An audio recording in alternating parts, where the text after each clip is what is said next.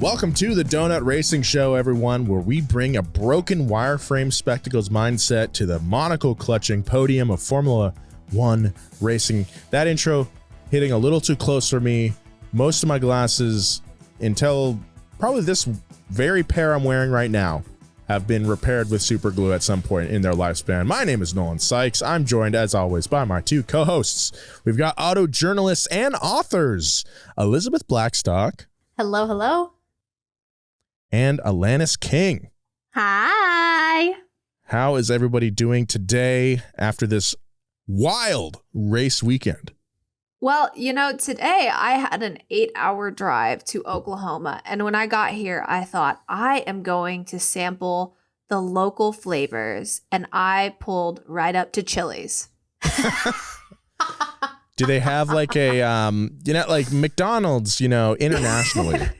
They have the local takes on the cuisine over there, famously. Does McDonald's have any sort of does Chili's have any Oklahoma special dishes on the menu there? I don't think so. You're asking the person who probably has ordered the same thing every time. That's so true, actually. That's exactly what I do. I saw someone, because tonight is Halloween right now, as I'm speaking. I saw someone in there with a clown, face paint. I saw a little girl with a Barbie shirt. I saw lots of people in costumes at the local Chili's in Oklahoma. Hopefully not in the kitchen. I do not want any sort of fake wig hair, clown makeup in my margarita chicken.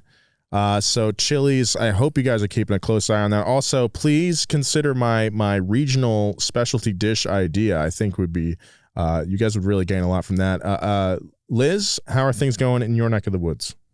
They've been pretty quiet. Recovering from the United States Grand Prix still. That's pretty much the extent of what I've been doing with my life. I've celebrated my mom's birthday and went to a restaurant that I order the exact same thing at every single time. I wrote, I think, 15 articles about the race. I'm still working on a couple. I did a lot of interviews, a lot of features, a lot of news stories. And now I just am ready to die. Including you guys. I had a few coworkers go to the U.S. Grand Prix a few weeks ago, and it also took them about a week and a half to recover. I think Jerry is still recovering, as he did not show up to work today, even though James, Justin, Job, and I all dressed up as Jeremiah for Halloween, and not knowing that he missed it. He did not show up to work. We upsetting. all donned Ducati t-shirts, our tightest pants. In my case, these are sweat joggers, and then the most outrageous shoes that we own. And Jerry was not here to see it. We posted a picture in the Donut Media Slack, and all that Jerry could muster was LOL, and that was it. Jerry. I felt a little underwhelmed with his response. So I'll be taking him to task when I see him in person. The race yesterday, I don't usually do this before a race, but I had a wild hair. I went to the grocery store beforehand, got myself some snacks. Ooh. I got some guacamole. Wow. Got some chips, Mexican Grand Prix. And then I also got some Oreos and ate 2 rows of those things during the race. I was feeling quite disgusted with myself. I respect it, though. Let's talk about some racing. Hey, a big thank you to our sponsor this week, DoorDash. Our listeners can get 50% off up to a $20 value and $0 delivery fees when you download the DoorDash app and enter code DRS. That's 50% off up to a $20 value and $0 delivery fees when you download the DoorDash app in the App Store and enter code DRS. Don't forget, that's code DRS for up to 50% off, up to a $20 value, and $0 delivery fees with DoorDash. Subject to change. Terms apply. Thank you, DoorDash, for sponsoring the show. Big thank you to our sponsor this week, ShipStation. This holiday season, give yourself the gift of stress-free holiday shipping. Use promo code DRS today at ShipStation.com to sign up for your free 60-day trial. That's ShipStation.com, promo code DRS. Big thank you to our sponsor this week, Indeed. Start hiring now with a $75 sponsored job credit to sponsor your job post at Indeed.com/donut. Offer good for a limited time. Claim your $75 credit now at Indeed.com/donut. Indeed.com/donut. Terms and conditions apply. Need to hire? You need Indeed. In today's episode, we're talking about the Mexico City Grand Prix. But first, we're going to talk about what else happened this week. Well, we have yet more cost cap controversy news.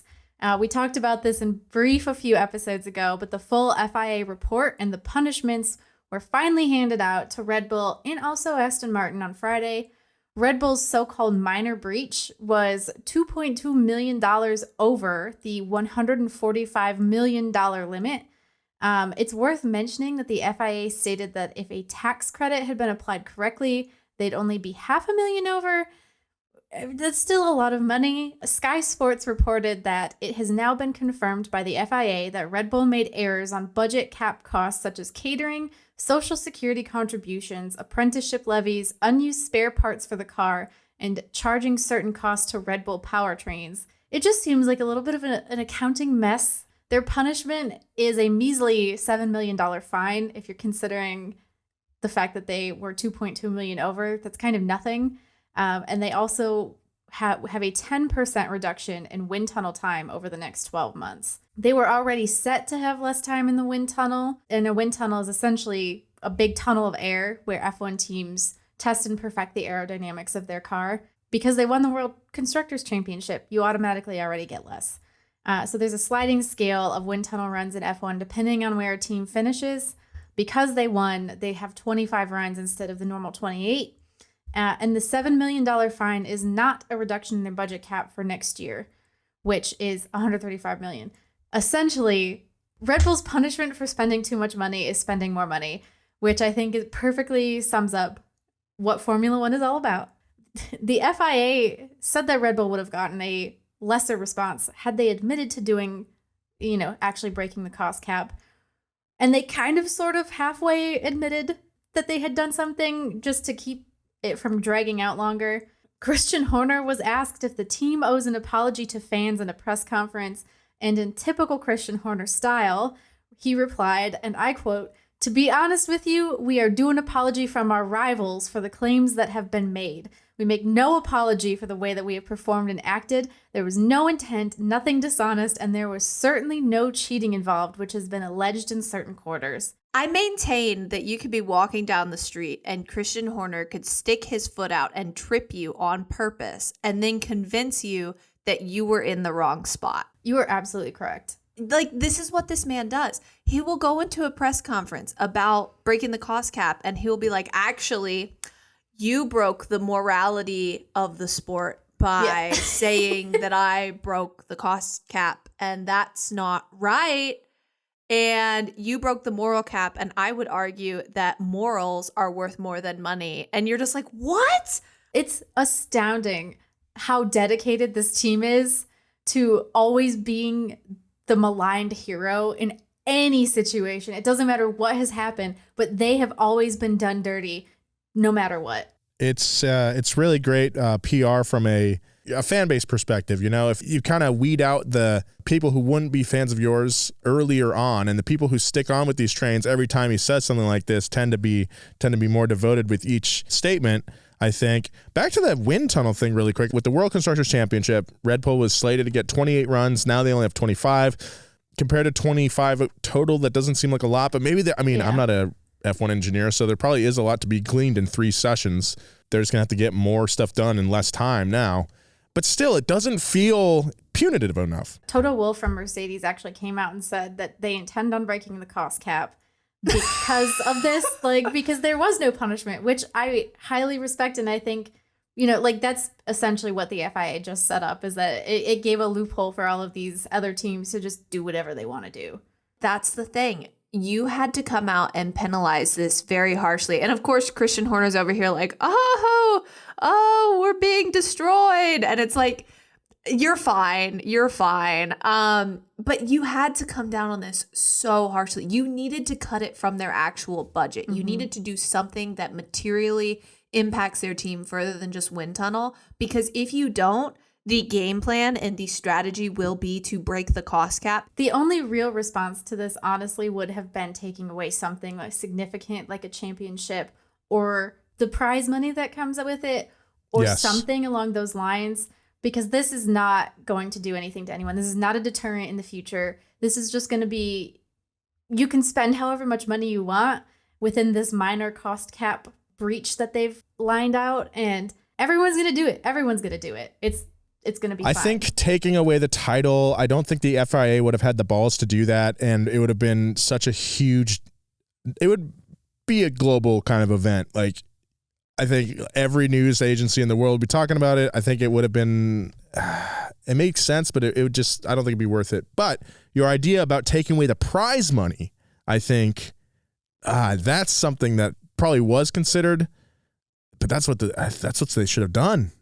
But I mean, like, there are so many ways that you can get this wrong, and there are so many ways that you can create loopholes. And I don't know that the FIA gave it enough time or enough thought, because the thing is, like, if you punish their future budgets, then a team will break the cost cap one year and take the penalty the next year. Like, if you do this, teams will do this. If you do this, teams will do this. You needed a hard and fast, like, hard line on this is what you needed.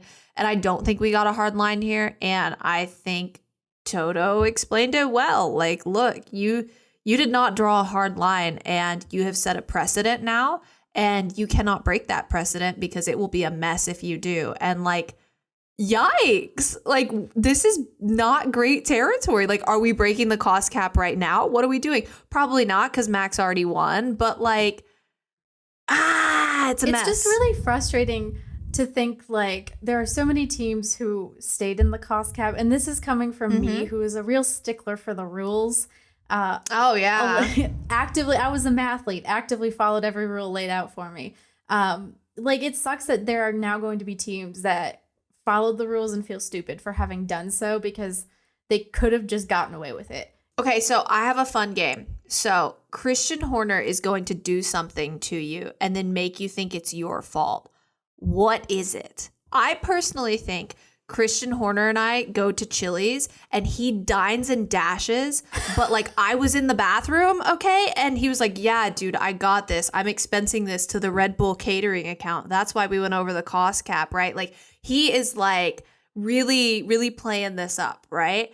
And then I go to the bathroom, I come back, and we're good, right? And this man dines and dashes because he doesn't want it on his catering budget. What does Christian Horner do to you? Christian Horner puts on a terrible TV show and makes me think it was my idea. What's the TV show? Well, I think he's behind Amazon greenlighting the Sausage Party 2 for coming soon. None of us asked for it, but apparently we did. And I blame Christian Horner. He's the one to blame for sure for that. Well, that's the thing, is Christian Horner not only brought it into existence, but has inflicted it upon us. Oh, okay. And so it's actually Nolan's fault. So then Christian Horner is like convincing you that this is your fault, Nolan, because you brought it up. I mean, it's not my fault. It's happening. This is something. Sausage Party 2 is on its way. Seth Rogen is attached. He's writing the script, I think. It's happening, and none of us can stop it. So this is not a McDonald's breakfast.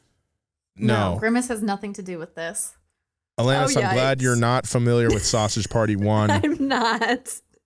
Apparently Christian Horner is. Yes, he is responsible for this. I can't vouch for the man any longer with this knowledge. That's deflammatory, actually, Nolan.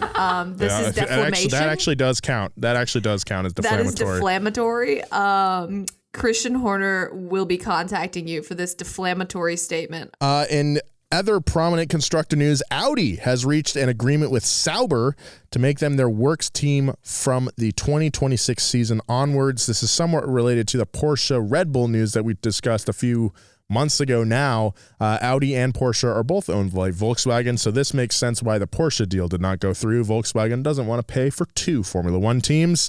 Audi is joining F1 as a power unit supplier. That's news we've already talked about. When new regulations with increased electrical power and 100% sustainable fuels are introduced in 4 years, But they'll be crafting that power unit at their base in Germany, while Sauber will develop and manufacture their race car in Switzerland.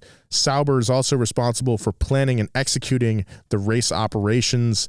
Sauber is a long-running team who is currently running under the Alfa Romeo banner, will become their strategic partner, and the German manufacturer announced plans to acquire a stake in the Swiss Sauber group.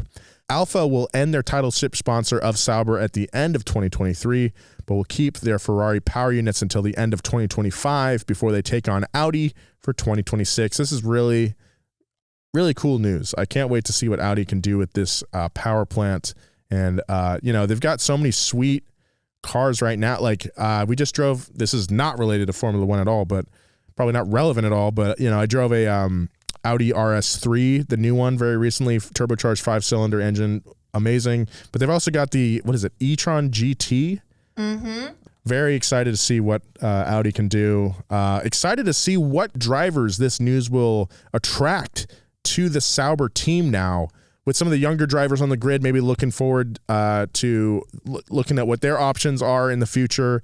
Maybe we'll see Lando Norris driving for Audi. Maybe we'll see Mick Schumacher, German driver, driving for the German team. Who knows? Maybe this is Daniel Ricciardo's chance. This is 2026, Daniel. Just hold out Just hope. hold on. Well, hey, Fernando Alonso, he was out of the sport for a little while, and he came back. Oh, Fernando Alonso's going to be here, and he's going to be here till 2086. That man is... Fernando Alonso's going to outlive me. Fernando Alonso is good at two things: sticking around in Formula One and pissing people off in Formula One. And you know what? I envy that. I want to be in Formula One forever and also piss everyone off constantly. Like, what a legacy. Right? I don't know. I mean, I used to be into it, but this weekend's comments about Lewis's championships. It was pretty bad. Pretty bad. A lot of egg on Fernando's face, I think. Kind of made me lose a little bit of respect to the man, to be honest. Oh, I totally agree. I'm talking in generalisms. I don't think his ways of pissing people off are correct, but if I could just kind of skip around and piss people off and not actually say a bunch of goofy stuff, I would do that, right? But in case you did not know, Fernando Alonso was speaking about championships. Essentially, Fernando Alonso was saying that Lewis Hamilton's championships mean less because he had the best car, and Max Verstappen, therefore, was a kind of a little bit more of a deserving championship, which is forgetting the fact that Fernando Alonso won at Le Mans because there was no, there were very few other teams entered. There was no one else there. There was it was just Fernando just had to finish and he would win, basically. So it was not a great look for Fernando. Lewis Hamilton responded by posting a photo of him on the top step of the podium and Fernando, I believe, in second place. At the end of this race, the greatest part was that they're showing the replays in the driver room, and it comes to the replay of Fernando and his abandoned car, which we will likely get to, and Lewis just looking on from the podium room. It was a beautiful moment of karma. Oh, no. Well, so the really funny part was, Fernando, kind of clarified his comments, and he's basically, a lot of Lewis's championships, his only challenger was his teammate, which we forget that, Nico Rosberg was a very, very challenging teammate for the championship. He won it and then immediately retired. And so Fernando's point was Max had to race people from other teams, Lewis, to win, right? Lewis was only racing his teammate. And so the podium picture was when Lewis and Fernando were on the same team and Lewis beat him. And it was really, really, really funny. And it was just perfection, right? Yeah, I root for Fernando pretty often, but man, this was just so petty and uncalled. I mean, I don't know. I think he was probably feeling himself. He was going on a riff, much like I do on this show, and maybe wasn't really thinking critically about the things that he was saying. And I think a lot of people have probably, I don't know, he's lost a little bit of luster, at least for now. Until the next spicy thing he says that people agree with.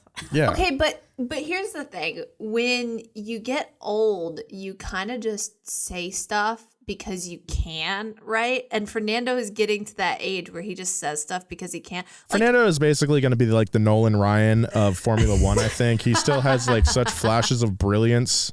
Yeah. Oh, yeah, I forgot. You guys are from Texas, so you know who I'm talking about. Yeah, so... Yeah, he has, brilliance pretty much every week. You'll see something crazy out of Fernando. I think he's going to be with the sport for a long time, but man then he has pinches your ass at the nursing home. Yes. I'm so sorry. That was deflammatory, wasn't it? Maybe. Anyway, thank you, Nolan, for humoring me. Yes.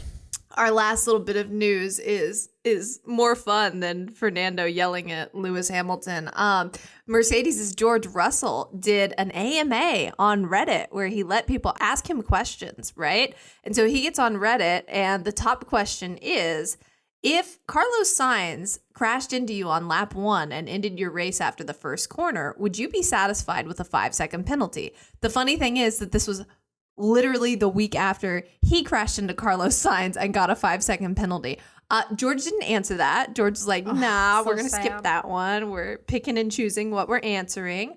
And he kind of avoided the more aggressive comments, but he had some fun, right? So he got asked about this George Russell is the kind of guy meme, like he's the type of guy to do this. And George said, George Russell is the type of guy to say, excuse my French after he swears. And George said, that's probably my favorite. It's pretty funny. And also the first comment on this question, which is, George Russell is the kind of guy who'd answer this question. And I was like, George, you're such a nerd. I love it. He also got asked, would you rather fight 1 Yuki Tsunoda-sized duck or 100 duck-sized Yuki Tsunodas? And George said, I mean, there's not a huge difference between 1 Yuki Tsunoda and 1 large duck. It is a tough one, though. I'm going back and forth on it. I'll go with 1 Yuki Tsunoda-sized duck. I'm going to, just a little bit of consulting here. I'm going to suggest that Yuki and his training team, let's get some kickboxing and some mixed martial arts into his training regimen. I know that he doesn't like to exercise. The man hates physical activity. But not only is MMA fun, but also when people would be less willing to ask these sort of questions, perhaps in public, if they knew that Yuki could kick their ass. I'm sure he's tired of these Yuki is small jokes. Poor Yuki. Oh, no. So let's get some combat in there. That's the form of exercise that I feel like he could get behind because it's less exercise and more just being mad. And he's great at being mad. Well, I hate cardio and I love doing this stuff because 1, it's fun. But 2, you don't even think about the fact that you're so tired until you start sparring. Then you're like, okay, I'm very tired. Here's the question. Which Formula One driver is most likely to go to a boxing gym with you and fight you? I feel like Valtteri probably has stealthy hands. I bet that dude, like, I've never actually seen him boxing, but I feel like Valtteri Bottas could definitely kick some ass. That was stupid. That was corny. Daniel and Lewis, I feel like I've seen them doing like martial arts training. Max Verstappen, like kickboxing is like the Dutch national sport. So I feel like Max probably has some experience. I know that they want to avoid injuries, but man, like kickboxing, I'm really an advocate for it. Like my reflexes are so good now. Seriously. No, you're not wrong. You're not wrong. I did kickboxing. I'm catching for a stuff while, falling and I off was, the table. Stunned by it. Nice. Elizabeth, who are you fighting? Can I pick who I want to fight? Yeah, pick who you want to fight. I want to fight Lance Stroll. Okay. I respect that. He's too laid back to fight back, and that's why. Here's my submission. I want to fight Charles Leclerc, but he has to wear his banana suit. So it's like a Twitch event, like it's like a Twitch stream, and he's wearing his banana suit, and he looks like a cartoon character. Next TwitchCon, you guys will have your sparring. Who are we most scared of? I don't know who I'm most scared of. I think it has to be. I'm picking Max because I just don't think he cares. He's never had a consequence in his life, so if he like actually physically hurt me, I don't think it would matter. Max wouldn't do like a 1 punch. Max would do like 15 punches. He would like You know, like when the 14-year-old goes up to the like small punching bag at the gym and they just go like, bam, bam, bam, bam, bam, bam, bam. Like that would be Max Verstappen. Like it's not one punch. It is like 50 of them. And you're like, okay, calm down, Energizer Bunny. Like, relax. Anyway, we're talking about George Russell, who I don't think would hurt a fly. His final question on Reddit was, like, why have there not been a lot of shirtless photos lately? Like, hey, dude, I'm wondering where they're at. And George said, I have my time of doing the odd shirtless post here and there. I think in life, quality over quantity is very important. So next time there is a shirtless photo drop, it's going to be quality. And I'm like, okay, but like you can't just set expectations that high. George Russell's the type of guy who's not going to just post any shirtless photo. No, he has to plan that. Okay, but like you can't just say that and then do a normal shirtless post. Like you got to be like dripping something on yourself or something. Like this has got to be intense. Where's the chocolate sauce? I mean, right, Nolan? Absolutely. Thank you.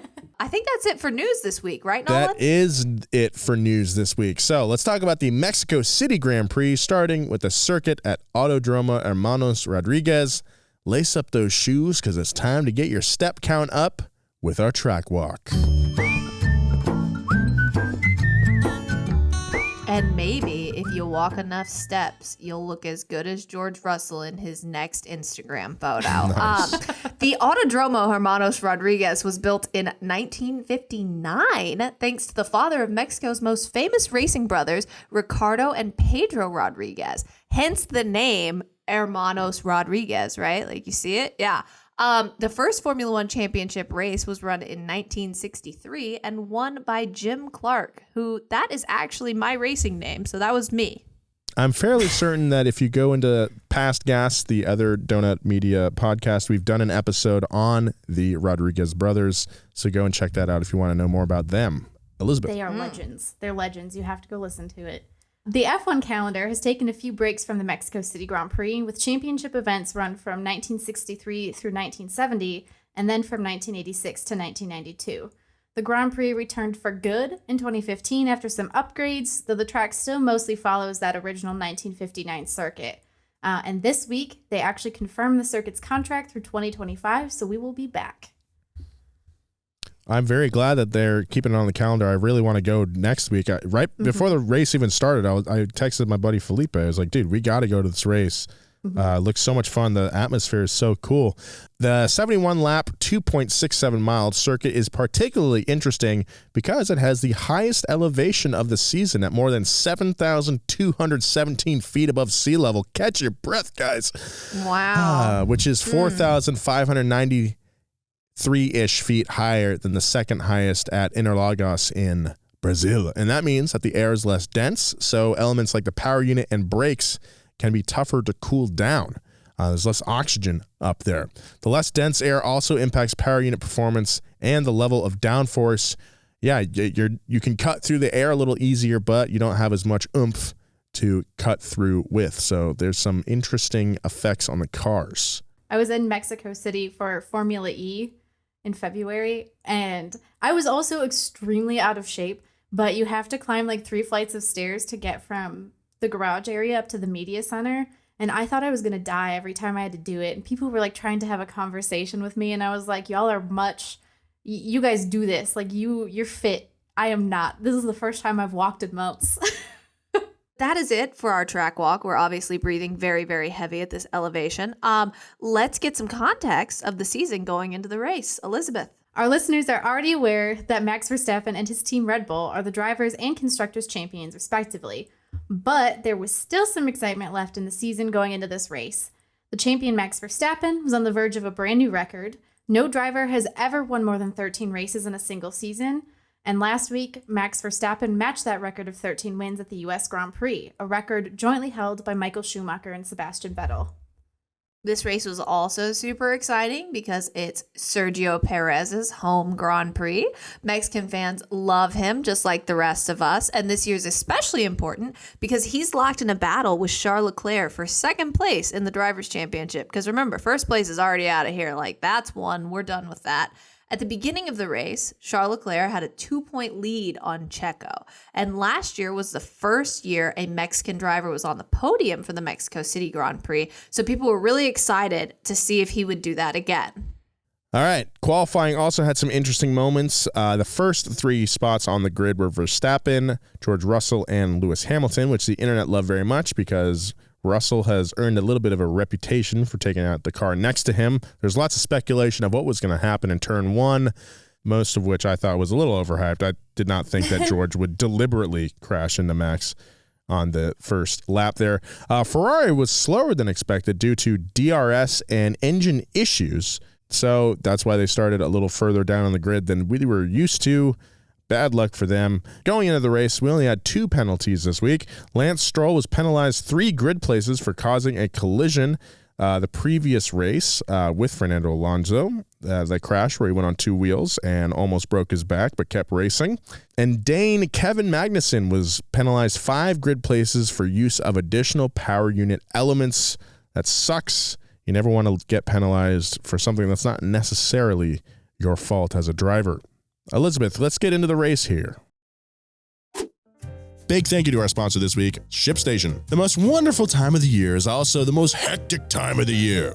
Everyone puts off shipping until the last minute. And if you have an online store, you know the feeling of getting hit with a ton of orders all at once. When you're buried in orders and emails from stressed customers, you'll wish you had ShipStation. ShipStation turns holiday ship storms into smooth sailing, so you can keep your customers happy and still find time to enjoy some eggnog. I don't handle the shipping here at Donut, but I know we use ShipStation to handle our orders. If you're still using the default shipping option to run your online store, chances are you're putting up with a lot of unnecessary hassle and limiting your potential growth. Join the over 130,000 companies that have grown their e-commerce businesses with ShipStation. This holiday season, give yourself the gift of stress-free holiday shipping. Use promo code DRS today at ShipStation.com to sign up for your free 60-day trial.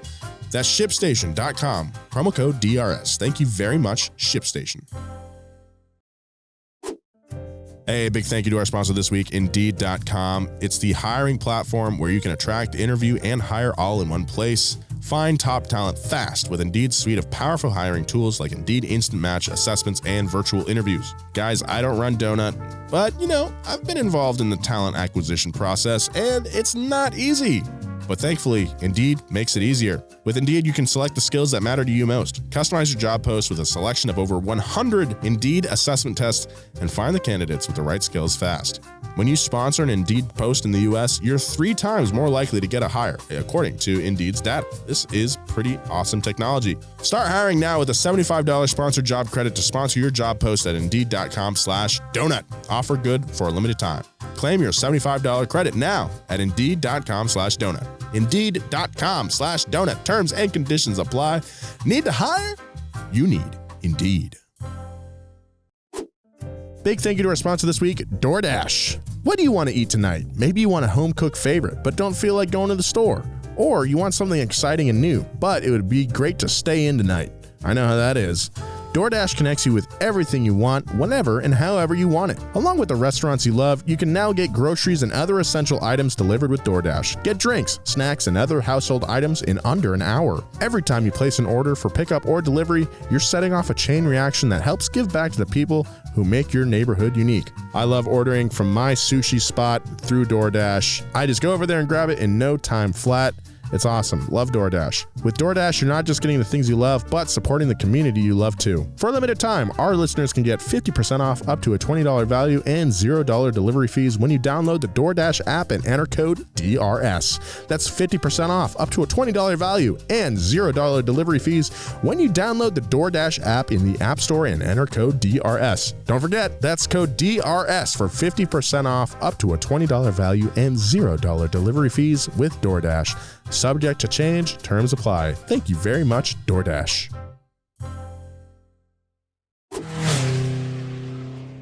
All right, well, As has been the story this whole season, Max Verstappen made this race look pretty easy.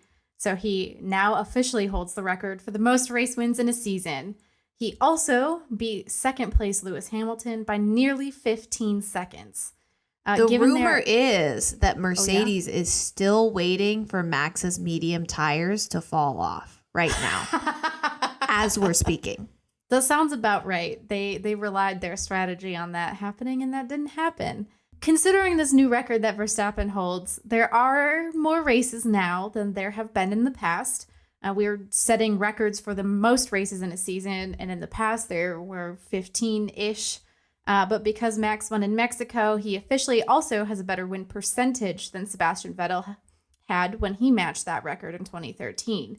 So if Max wins the remaining races of the year, he'll also beat Schumacher's win percentage. And that's kind of what people are looking at a little bit more, is that percentage, because that will show, you can win 10 races in a year and win 100% of them if there are only 10 races.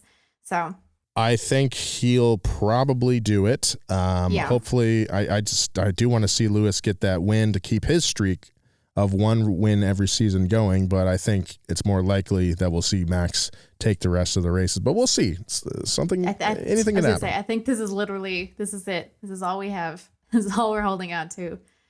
This is now Max Verstappen's fourth Mexican Grand Prix win, and he also, lo and behold, broke yet another record for the most ever points scored in a season, and he's up for another at the end of the season. Since this is Red Bull's 9th consecutive race win, they're also just too short of McLaren's 1988 all-time record of 11 consecutive wins. Oh, wow. So Red Bull's going for the consecutive win records as well. Yeah. And they'll do it if they win the remaining 3 races. So, okay, no matter who you're rooting for, I guess there's still tension left in the season regarding records. Mm-hmm. Yeah. If you're a big records guy, you're going to be hyped about this. You like one. them records. I mean, there was like the tiniest bit of tension during this race, just the tiniest bit, right? Because Mercedes put up the tiniest bit of a challenge, kind of, to Red Bull. Obviously, Max Verstappen still won. It was Max in first, and it was Checo in third, and Lewis Hamilton got second. But there was this like sliver of hope that maybe Mercedes would do something. And this stems from the fact that Max and Checo start on soft tires, right? So their strategy is a one-stop strategy, or, could be two-stop, who knows. They start on softs and then they go to mediums. The Mercedes strategy was start on mediums and then go to hards, right? And so, we're a few laps into this race and George Russell is like, yeah, these mediums are fine. I can make them go a long time, because as we've talked about with these tires, the softs are the fastest, but they don't last nearly as long. The mediums are the medium and they last a medium length. The hards are the hardest tires to be on, but they last a long time. That's the idea of strategy here. And George is like, yeah, these mediums are fine. Let's like run them long and put me on softs at the end. And Mercedes is like, absolutely not. Hards for both of you. Because Mercedes' entire strategy is put on hards and hope no one else's tires work. Like, that's just Mercedes' entire thing this year. So basically, they put on these hard tires and they keep telling Lewis Hamilton, who is in second behind Max Verstappen, they're like, Lewis, these mediums are going to fall off any second now. Max is just going to drop like a rock here in a minute and you're going to pass him on hards. Like, yeah, like he's going to have to come in. You're fine. Like, the mediums never fell off. Like, it didn't happen. Max stayed out. Lewis stayed out. The hards never redeemed themselves. And you know what? Like, the entire moral of the story here is that hard tires make your life hard. And Mercedes just will not listen to that. They just keep thinking that like they're going to get Red Bull at some point by putting on these hard tires, and they're never going to get them. No, Red Bull is still going to be out there. So basically Max finished first, Lewis finished second back on those hard tires. Checo finishes third. Everyone's very, very excited. Whole entire race, George Russell and Lewis Hamilton are like, these hard tires suck. These hard tires suck. And Mercedes is like, no, it's fine. And then they get to the end of the race and it was not fine. Because, hindsight is 20/20. Well, Also, why not? You have two drivers. You know, George was definitely being very vocal about his tires. Everybody heard it on the radio. And it's like, why not just roll the dice with George? He's already back there in like fourth or fifth place. Like, roll the dice, see what those softs can do. And we did see what those softs can do with Daniel Ricciardo. Ooh, Daniel Ricciardo time. What happened with Daniel Ricciardo? Well, Daniel started in 12th place, and around lap 51, he was battling Tsunoda for 11th. Daniel had a few laps prior pitted for the aforementioned soft tires and was on a real tear. Unfortunately, this tear would have a little bit of an asterisk next to it, as Daniel Ricciardo, in one of these hairpin tight turns, kind of crashes into Tsunoda a little bit. You could say he tore through another driver. Yeah, the Yuki's rear tire goes over one of the front left of Daniel, sending Yuki's car flying. Yuki says over the radio, what the is he doing? He lost some bits on his car, re-entered the track in 16th place, a lot of places down. He pitted expecting a new wing, but it looked like one of the suspension tie rods had bent in the ensuing collision, so his race was over. They had to retire the car. AlphaTauri's Twitter account went pretty hard on the incident. Quote, and that's a retirement for Yuki after being punted in turn 5 by Ricciardo. Danny was given a 10-second penalty for causing the collision, and as a result, drove like a man on a mission, driving like a bat out of hell. He kept battling, and by lap 61, passed Alonso into 8th place. People online and in the announcer's booth were like, holy crap, this is the Danny that we love to see. I think it did help that Danny was on soft, fresh tires compared to everybody else out there on track. A lap later, Danny passed Ocon for 7th place, and by the end of the race, he had won back that 10-second penalty and got to keep his points. So, sucks for Yuki, and also not the cleanest race there for Danny, but man, it was so cool to see him back in the saddle like that. I almost cried. I almost wept. So many years of being a Daniel Ricciardo fan, like, finally paid off. Like, this last year has been so disheartening, and I just try to ignore it and pretend it's not happening by saying I am a professional and have no invested feelings in any of these fellas anymore. But it's not true. It's so hard watching Danny, because there's some races where you're like, dang, maybe he is washed, you know? And then the others, it's like, no, I've always been a strong supporter of Danny. Like yesterday, it's like, yes, I've always believed in him. I knew he could do it. Yes. Nolan, last week you were calling him Putt Daniel. I know. That's what I'm saying. Maybe it's not hard to be a Daniel fan. Maybe it's just conflicting being me watching Daniel. I don't know. I feel so conflicted. Like, you put him in the right situation and he's on fire. It's hard, man. All he needed was that 10-second penalty in the collision, and he was fine. I feel like we just need to get this out of the way at the start of every race, and maybe we'd get a win. We've seen it before when drivers know they have that 5 or 10-second penalty that they got to make up. They something just like, ignites within them. Mm-hmm. Maybe they should just give all the drivers penalties. Yeah. And then we'll see them, or maybe just give Danny a penalty every race and see what that man can do. I've said it's hard for me to watch Danny. I'm going to say it right now. Just on record, okay? Okay, go. We have not seen the last of Daniel Ricciardo. He will come back, and when he comes back, that is my guy. I will go hard in the paint for Danny. I will support him every race. Right. My doubts are no longer because of this performance here. I want to see Daniel Ricciardo in Trackhouse, NASCAR Trackhouse teams. Same. NASCAR, the Project 91 car. So Trackhouse Racing, they have a spin-off team called Project 91, where they put in like really well-known international drivers, whatever, it's their like star car. And they've run one race like this with Kimi Räikkönen, and freaking Kimi Räikkönen's in the top 10 in his first NASCAR Cup Series race. Like, this dude is like on fire, and then he gets punted, of course, like he gets wrecked, but it was incredible. And that's what I need to see. I need to see Daniel Ricciardo in the Project 91 car with Justin Marks and all the Trackhouse people. That's what I need right now in my life. I just need Daniel Ricciardo and Justin Marks next to each other having a conversation, and then I could die happy. Formula One, what else happened in the race? Please tell me. All right, so it was Carlos Sainz's best ever finish in Mexico, and the first time he got beyond lap 2 since Singapore. Congratulations. Did not realize that. Yeah, that's bad news, Bears. That's got to be so demoralizing. Was it Japan where he wrecked out immediately and like we had this like 2-hour delay and it was 3:00 in the morning and all the drivers are back in their cars and they show Carlos Sainz in the garage and I'm like, what? You gotta go to your car. You gotta go to your car. And then I was like, no, wait, he wrecked 2 hours ago. Well, he did it. He did it. He finished. He did it. He did it. Wow. Speaking of not finishing, Fernando Alonso had an engine issue and DNF'd at the end of the race. Nicholas Latifi ended the race a whopping 2 laps behind everyone else. He was just at the Home Depot. Getting his Duracell batteries. Yeah, he was getting his batteries.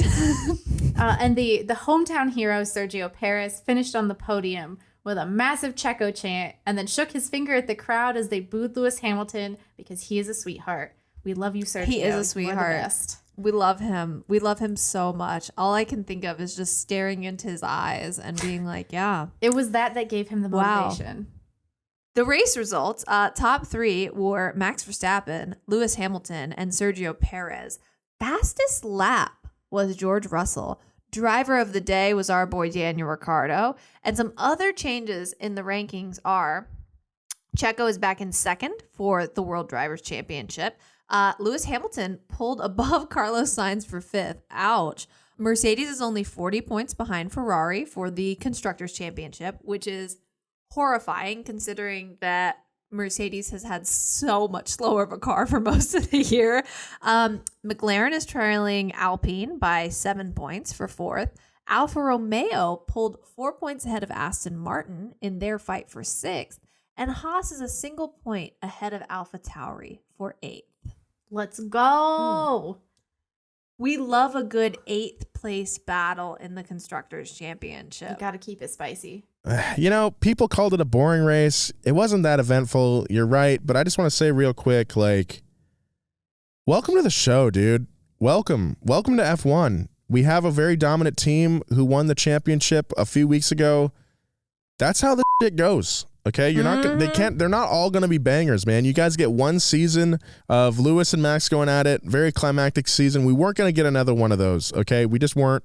I was really hoping we would, though. No. You know, we had 6 seasons of Lewis just dominating and Mercedes just dominating. Go back and watch 2016. Go back and watch those races and tell me that Mexico this weekend was the most boring race of all time. Because I got something to tell you. It was fine. I got to sit on my couch and eat chips and eat Oreos watching race cars. Yeah. That's a good weekend for me. Okay, so everybody just relax a little bit. Maybe I need to relax. And just enjoy it. You're not at work. You're watching F1. So let's enjoy it. Always be worse. They can't all be bangers, all right? Plus, I thought Japan was worse with the rain and everything. Oh, Japan was horrible. Oh, Japan was way worse. People forgot about that after 2 weeks. It's because everyone was half asleep. Yeah, that's true. I was on my couch for that race and I was like, I'm going to fall asleep. Was Singapore interesting? I don't even remember Singapore being interesting.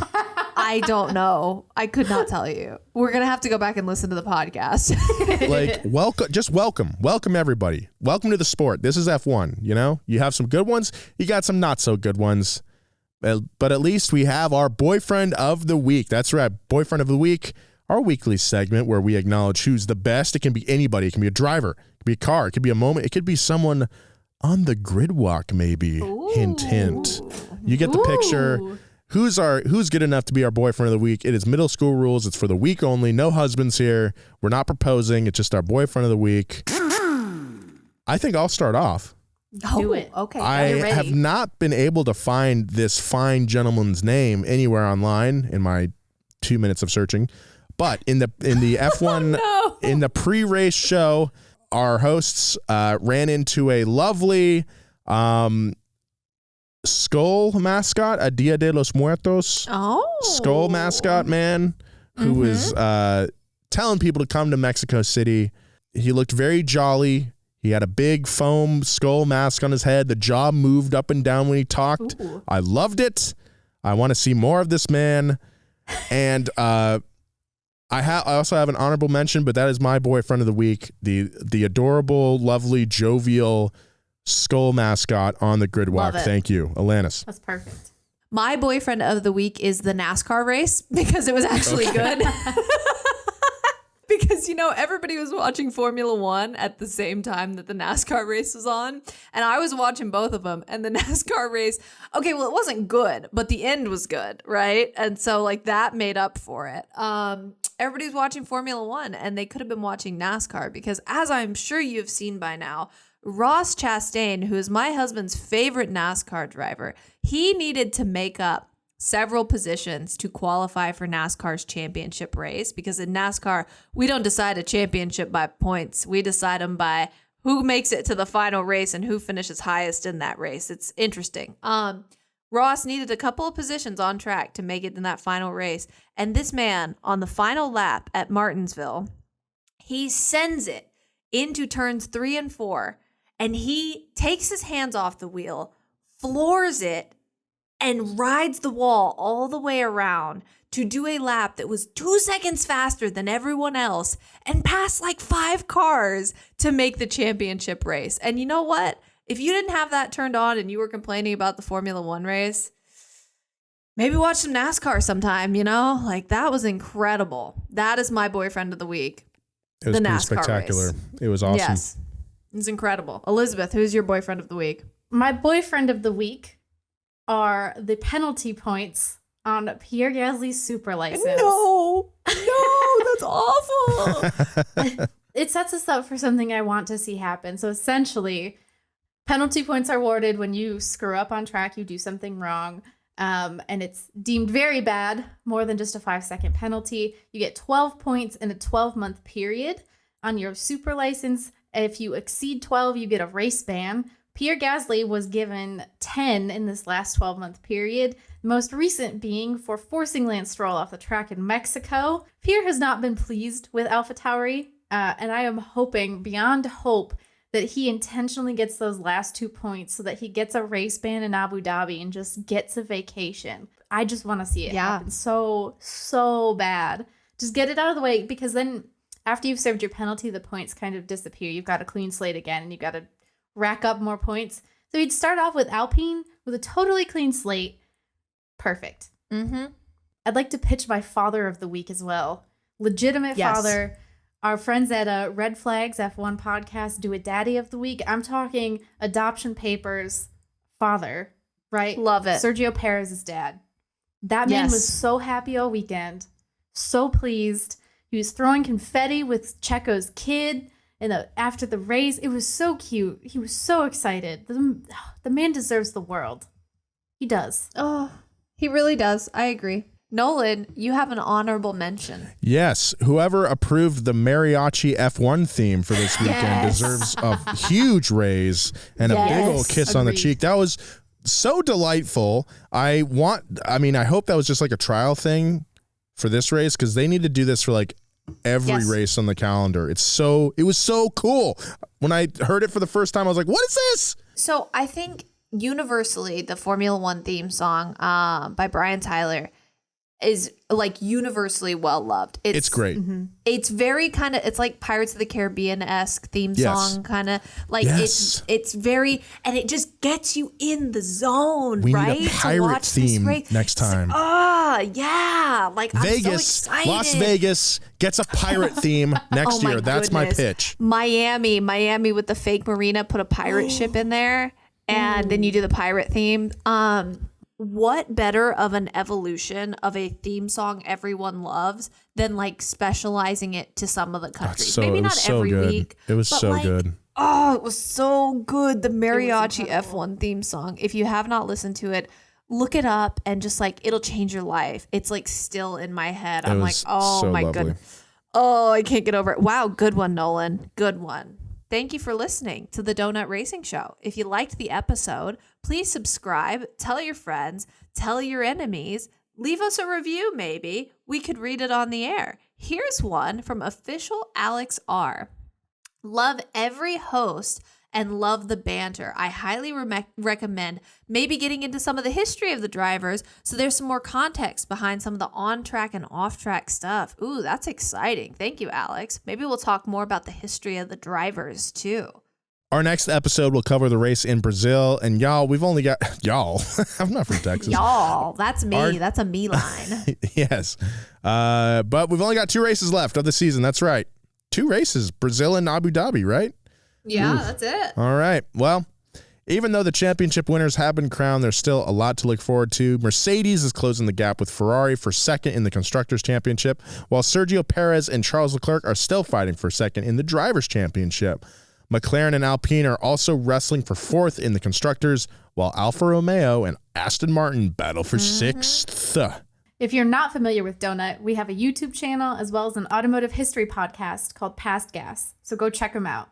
Also, Alanis and I wrote a book about the Rich Energy scandal that took place in 2019 called Racing with Rich Energy. You can buy that wherever books are sold, so go do that. It's good. It's great. It's 10 out of 10. I highly recommend it, and I am not biased at all. You could follow 10 out of 10 unless you listen to a disgruntled man on the internet somewhere. Then it's like a 1 out of 10. Never listen to disgruntled men on the internet. That's just a no-no right there. You can follow DRS on Twitter at Donut Racing Show. You can follow Alanis at Alanis N. King on both Twitter and Instagram. You can follow Nolan at Nolan J. Sykes on both Twitter and Instagram. And as for me, I'm Eliz_Blackstock on Twitter and Elizabeth Blackstock on Instagram. Thank you guys for listening. Thank you. Bye.